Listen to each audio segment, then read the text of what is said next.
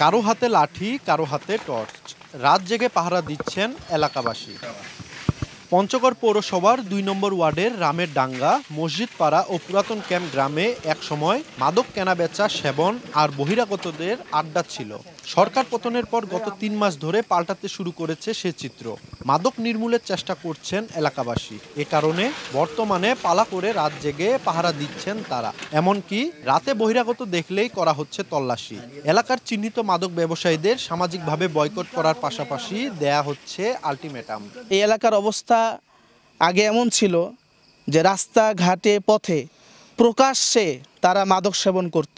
রামের ডাঙ্গার গ্রামের মানুষ কি সবাই খারাপ? সবাই তো খারাপ না। ২-১ জনের জন্য, মুষ্টিমেয় ২-১টা লোকের জন্য আমাদের সবাইকে খারাপ বলে। সারা রাত আমরা পাহারা দিচ্ছি।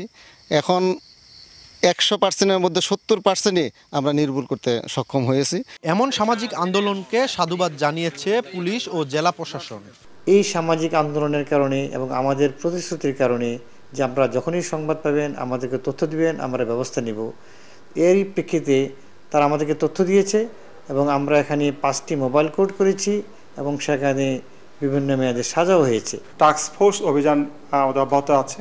এই টাস্ক ফোর্স অভিযান আমাদের একজন ম্যাজিস্ট্রেটের নেতৃত্বে পরিচালিত হচ্ছে। এই টাস্ক ফোর্স অভিযান আমাদের মাদকের বিরুদ্ধে এবং সকল ধরনের চোরাচালানের বিরুদ্ধে এটি অব্যাহত আছে। রামের ডাঙ্গা, মসজিদপাড়া ও পুরাতন ক্যাম্প গ্রামে প্রায় ১২,০০০ মানুষ বসবাস করেন। সোহাগ হায়দার, সময় সংবাদ, পঞ্চগড়।